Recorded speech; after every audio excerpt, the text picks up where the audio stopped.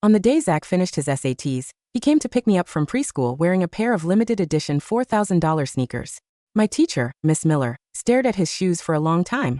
She said Zach was barely an adult himself, and that she didn't feel safe letting two kids walk home alone. She insisted on walking us back. I was about to nod blindly when the Barbie doll in my arms suddenly spoke inside my head. Right before you reach your house, Miss Miller will fake a sprained ankle. She will ask Zach to help her inside and let her stay the night. At midnight, she will crawl into Zach's bed. Tomorrow, she will lie and say Zach assaulted her. Your brother will be expelled from school. She will take your house, your family's savings, and kick you all onto the streets to freeze to death. My mind went completely blank with fear. By the time I finally processed what the doll said, we were already at the gates of our gated community. Suddenly, Miss Miller gasped and leaned against the wall, clutching her ankle. Her face was pale. Chloe, my foot hurts so bad I can't walk. Can I please stay at your place tonight? I squeezed Zach's hand tightly, remembering the last thing the doll had whispered. In the end, she will sell you to human traffickers. You will never see your mom, dad, or brother again. I was terrified of bad guys, and even more terrified of losing my family. I gathered all my courage and screamed, Miss Miller, we are going on a road trip tonight. We won't be home. Miss Miller's face froze for a second, but then she forced a quick smile. Summer break hasn't even started yet, sweetie. Why are you going on a trip now? Besides, I didn't get any text from your mom about this. Chloe, are you just saying that because you don't want to help me? Lying isn't what good girls do, you know. Being accused of lying made me feel so frustrated. I screamed louder. I am not lying. Mom said Zach got a perfect score on his SATs, so we are going to New York to celebrate. Hearing this, Miss Miller's eyes lit up. She wasn't angry at all. Instead, she turned to my brother and gave him an understanding smile. I guess Chloe is just too excited for the holidays and wants to skip school. That's why she's making up excuses. Zach frowned slightly. His tone was firm. Chloe doesn't lie. If she doesn't want to go to school, there must be a reason. Then he knelt down, ruffled my hair, and asked softly, Tell me, Chloe, are you feeling sick? Or did someone bully you at school? Looking at my gentle brother, the terror of being sold by traffickers finally turned into hot tears. I buried my face in his chest, grabbing his shirt, and sobbed. There's a bad person at school. They want to sell me. Zach's face went pale instantly. He held me tight and glared at Miss Miller with suspicion. Miss Miller clearly didn't expect me to say that. Seeing Zach staring at her, she quickly forced a laugh. She must be talking about the anti-abduction drill we did at school. Yes, that's it. Since summer break is coming, the school organized a safety drill so kids know how to stay safe outside. Chloe is just sensitive. She probably got scared. You know how kids are. They get confused easily. Zach was still worried, but Miss Miller sounded so confident, and I was crying too hard to speak clearly. He could only pat my back to soothe me. Don't worry, Chloe. The bad guys in the drill aren't real. No one is going to take you away. Then, looking at Miss Miller, who was sweating from her painful ankle, he sighed apologetically. Your ankle looks really bad. Why don't you come inside and rest for a bit? I'll help you find some ice and medicine once I calm my sister down. Hearing Zach believe her instead of me, I lost it. I let out a loud wail. I pushed Zach's hand away and threw myself straight onto the ground. It is real. It's not a drill. I'm going to get stolen. I don't want to go home. No, no, no. Zach was shocked by my meltdown. People walking by started staring at us. Zach's face turned beet red. He was completely stuck. What's going on here? Why is Chloe crying like this? A familiar voice came from behind us. It was Mom, just getting home from work. Zach looked like he had just seen his savior. He quickly explained everything to her. After hearing it, Mom patted Zach's shoulder. Only then did Zach's tense shoulders finally relax a bit. You did great, honey. Don't worry. Since Chloe is scared, we won't wait for Dad to get off work. We'll leave for our trip right now. She picked me up, gently wiping my tears, and smiled. We will stay far away from any bad guys. Dad will meet us there later, so Chloe doesn't need to be scared at all. After calming Zach and me down, Mom turned to Miss Miller with an apologetic smile. I'm so sorry for the drama, Miss Miller. Let me drive you home instead. Hearing this, a flash of panic crossed Miss Miller's eyes. Mrs. Miller, I'm really sorry. I shouldn't bother you guys. But the apartment I rent is an old walk-up. I live on the 4th floor. With my ankle swollen like this, I can't climb the stairs at all. She let out a bitter sigh. And calling an ambulance for a sprained ankle feels like such a waste of medical resources. It's fine. I'll just sit on the bench in the park tonight. I'll probably feel better tomorrow morning. Mom looked at Miss Miller's pale face, feeling conflicted. Miss Miller was my homeroom teacher. She always talked to the parents and seemed to care a lot about the kids. Leaving her on a park bench overnight felt too cruel. So Mom knelt down and tried to negotiate with me. Chloe, how about we push our trip to tomorrow morning? Can we do that for Mom? I hugged my doll tightly. Every cell in my body was screaming no. But I didn't know how to argue back. My parents had always taught me to be polite and kind. My tantrums earlier had already used up all my courage. I had to think fast. If I couldn't kick her out, I would just stick to my brother like glue. Okay, I pouted, pretending to give in. Then, I spun around and wrapped myself around Zach's leg like an octopus. But Zach has to sleep with me tonight. I'm scared of the bad guys. Seeing my red, puffy eyes, Zach couldn't bear to say no. Deal, he said immediately. The heavy rock in my heart finally dropped. As long as I slept in the same bed with Zach, that evil teacher wouldn't be able to crawl into his bed. However, Miss Miller almost lost her smile. She forced a dry laugh. Oh, Chloe, you're a big girl now. Why are you still so clingy to your brother? Are you afraid of the dark? The other kids at school might laugh at you if they find out. Normally, this peer pressure would work on me. But right now, I felt like a superhero fighting a supervillain. I wasn't falling for her tricks. I'm not afraid of the dark. I just want to sleep with Zach. I buried my face in Zach's leg. If you don't let Zach sleep with me, I won't let you stay at our house. That shut Miss Miller up completely. No matter how angry she was, she could only close her mouth in embarrassment. That night I got my wish. I crawled into Zach's bed with my doll. Zach leaned against the headboard, reading me a bedtime story in his soft voice. I pretended to listen, but my ears were straining to hear any noise outside the door. I promised myself I would keep my eyes open all night to protect my brother. But a 5-year-old's body simply couldn't hold out. Under the soothing sound of his voice, my eyelids grew heavy, and my brain turned to mush. Before I knew it, I fell fast asleep. But my sleep was far from peaceful. In the middle of the night, I felt the air turn freezing cold. It felt like a pair of icy hands was pulling my arms, trying to drag me out of the warm bed. In my dream, I was caught by human traffickers. I couldn't move. I screamed for Zach to save me, but my body felt like it was made of lead. I couldn't wake up. I couldn't make a sound. The terrifying face of the trafficker came closer and closer. I was shaking with fear. Ah! Suddenly, a piercing shriek woke me up completely. I pouted, turning around to cry to Zach. But my hands grabbed nothing but air. Zach wasn't next to me. Even my doll was gone. I rubbed my blurry eyes and looked around. Pink wallpaper, stuffed animals everywhere. This was my own bedroom.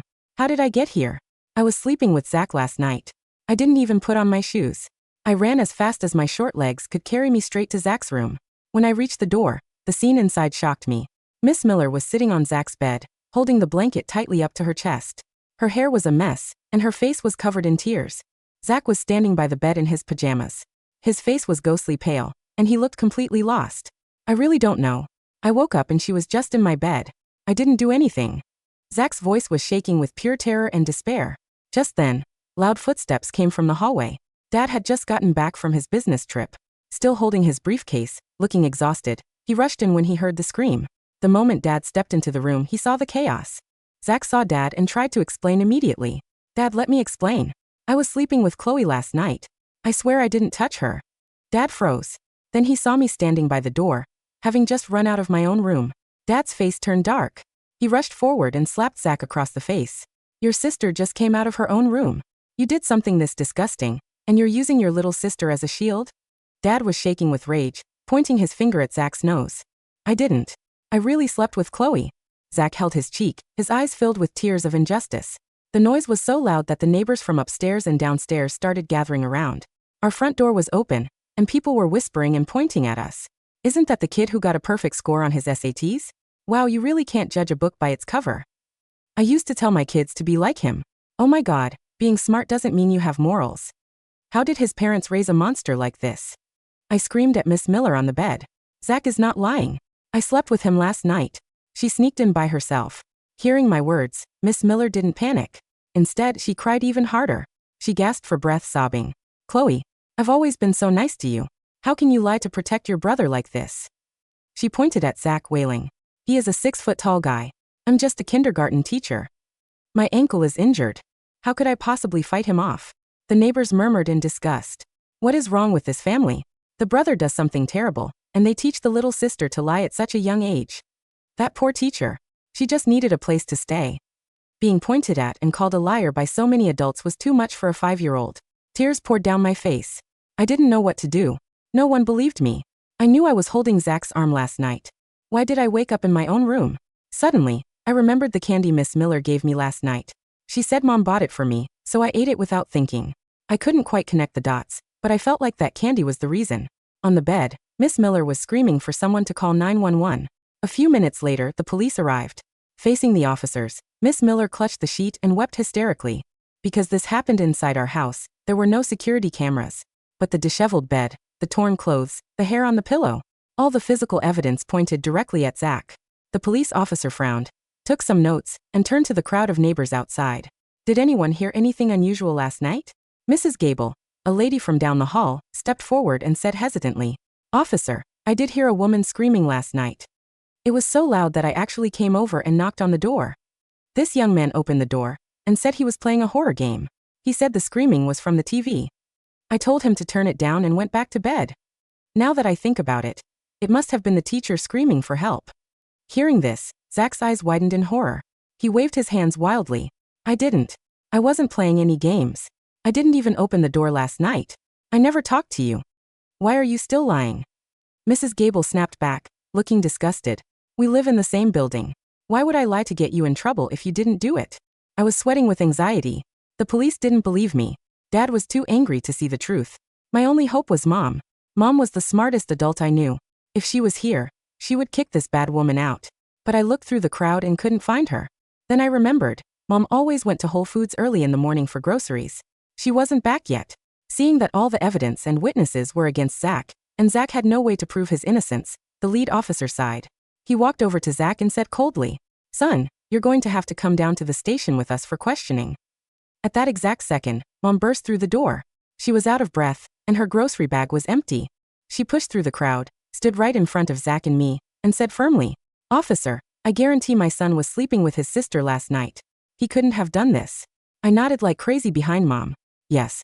And I dreamed of being taken by bad guys, and then I woke up in my own room. Miss Miller wiped her tears and said, "Of course you're going to defend him, you're his family." Even if they slept together at first, his brother could have easily carried Chloe back to her room before coming back to assault me. "Chloe, did you see anyone else in the room last night besides your brother?" Miss Miller's question stumped me. Seeing me silent, the officer shook his head and reached for his handcuffs to take Zach away. Suddenly, Mom looked at me and asked, "Chloe, where is your Barbie? Didn't Mom tell you to never let that doll leave your side?" I froze. I looked down at my empty hands. I realized that since I woke up, I hadn't seen my doll. Mom saw my reaction and nodded. She walked straight into Zach's room. A moment later, she came out holding my Barbie. She held the doll up and said coldly to everyone, "Who says we don't have cameras in this house? The eyes of this doll are the cameras." The silence that fell over the crowded hallway was absolute, broken only by the heavy, uneven breathing of Miss Miller on the bed. She stared at my mother, her fingers clenching the white sheet so tightly her knuckles went white. Her eyes darted to the tiny, sparkling blue glass beads that served as my Barbie doll's eyes. What are you talking about?" Miss Miller's voice lost its high, pathetic pitch, turning into a cold, dry rattle. "A camera? In a toy? Mrs. Miller, are you out of your mind? That's a violation of my privacy. You can't just record people." "I can do whatever I want to protect my children, Miss Miller," my mother said, her voice dropping to a freezing, calm register. My mother was not a simple housewife.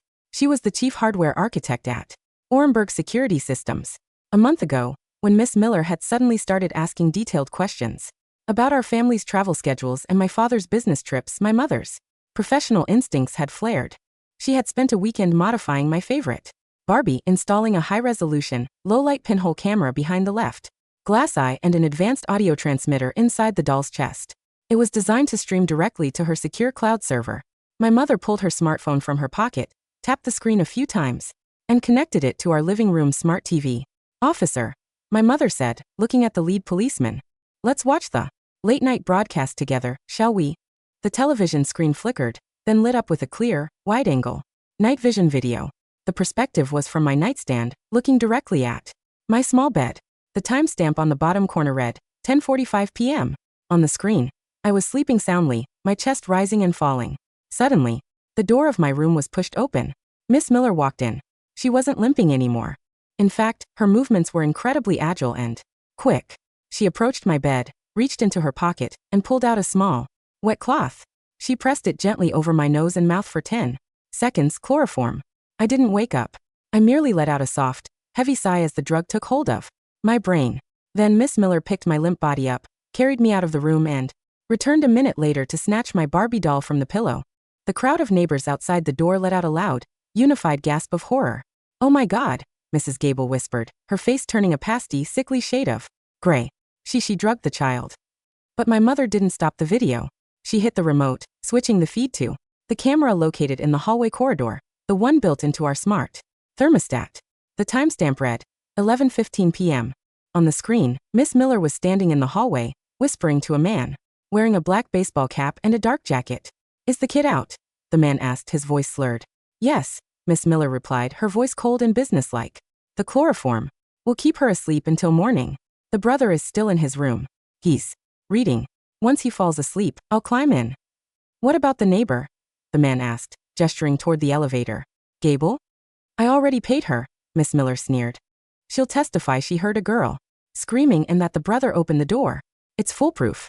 Once the police arrest the kid, we'll negotiate a $50,000 settlement with the father to drop the charges. They'll do anything to protect his SAT score." The man in the black cap nodded, pulled out a small set of lockpicks and walked toward the front door of our building, locking it from the inside to ensure no one could enter before the police arrived. "Mrs. Gable," the lead police officer said, slowly turning his head to look at the older lady standing in the crowd. His hand was already resting on the heavy black leather of his holster. "Would you like to revise your statement about the young man who opened the door?" Mrs. Gable's eyes went wide. She took a step backward, trying to slip into the shadow of the elevator shaft. I was mistaken," she shrieked, her voice reaching a hysterical pitch. "I thought it was Zach. It was dark. I didn't know." "Bailiff, secure her," the officer ordered. Before Mrs. Gable could run, two officers stepped forward, grabbed her arms and clicked a pair of heavy steel handcuffs around her wrists. She began to sob, her knees buckling as they dragged her toward the stairs. On the bed, Miss Miller's psychological defenses completely shattered. She let go of the sheet, her face pale and wet with sweat, her eyes rolling with a wild animal-like panic. She lunged toward the window, trying to reach the fire escape, but Zach stepped in her path. Zach didn't look pale or lost anymore. The slap on his cheek had left a bright red mark, but his eyes were filled with a deep, quiet anger. He stood in front of the window, his tall frame completely blocking her exit. "Get out of my way," she screamed, her fingernails clawing at his chest. But Zach didn't budge. He grabbed her wrists, holding them in a steel grip until the police officers rushed forward and pulled her to the floor, pinning her cuffed hands behind her back. The arrest of Miss Miller and Mrs. Gable was only the beginning of the storm. Following the decryption of Miss Miller's phone, the police discovered a series of encrypted messages on a private chat app. The messages went back 6 months. They were sent to an overseas number, and they contained 1. High-resolution photos of 20 different preschool children from our school. 2. Their family address, net worth, and security details. 3. A price list. Beside my photo, the price listed was $80,000. The anti-abduction drill she had mentioned at school wasn't a school-organized event. It was her way of scouting the children, observing which ones were easily frightened, which ones were independent, and which ones had parents who were too busy to walk them home. The man in the black cap, whose name was Carl, was arrested 30 minutes later. In the basement of our apartment building. He had been waiting in his van, equipped with a set of forged passports, child restraints, and a high-dose supply of chloroform. He was the trafficker my doll had warned me about. "We're going to be okay, Chloe," Zach whispered, kneeling beside me in the hallway as the police led Carl and Miss Miller out of the building. His arms wrapped tightly around my shoulders, his chest still shaking with the residual terror of what had almost happened. "Yes," I nodded, my face buried in his collar. "The bad guys are gone." My father stood by the door, his briefcase lying forgotten on the carpet. He looked at Zach's red, swollen cheek, the mark of his own hand, and his face went through a rapid series of pale, agonizing transitions. He slowly walked over, his knees hitting the carpet beside his son. "Zach," my father whispered, his voice cracking, his gray eyes wet with tears. I was a fool. I should have believed you. I should have believed Chloe." Zach looked at his father. He didn't look angry. He slowly reached out his hand, resting over his father's hand. "It's okay, Dad," Zach said, his voice quiet and gentle. "You just wanted to protect Chloe. We're family." The next morning, the rain had cleared, leaving the city under a brilliant, golden autumn sun. The access road to the highway was wet, the black asphalt reflecting the warm light of the sky like a giant, polished mirror. Our family car was loaded with 3 suitcases, a cooler of sandwiches, and a brand new box of colored pencils Zach had bought for me at the store. I sat in the back seat, my legs swinging, my hands clutching my Barbie doll tightly against my chest. The doll didn't speak in my head anymore. The red warning light on the cloud app was gone, and the eyes were just quiet blue. Glass beads. But she was still my favorite toy. Are we ready, Chloe? Mom asked, turning from the passenger seat to offer me a warm, beautiful smile. Ready? I cheered, my voice echoing in the clean, warm air of the car. Zach sat beside me, his SAT prep books tucked away in his backpack, his face relaxed and happy. He leaned over and rustled my hair. First stop, the New York Central Park Zoo, he promised. We're going to see the penguins. And the pandas, I added, laughing. And the pandas, my father smiled, his hand reaching over to gently squeeze my mother's hand on the console. The car started with a smooth, powerful purr, pulling out of the gated community and onto the highway, driving toward the bright, clean horizon of our future.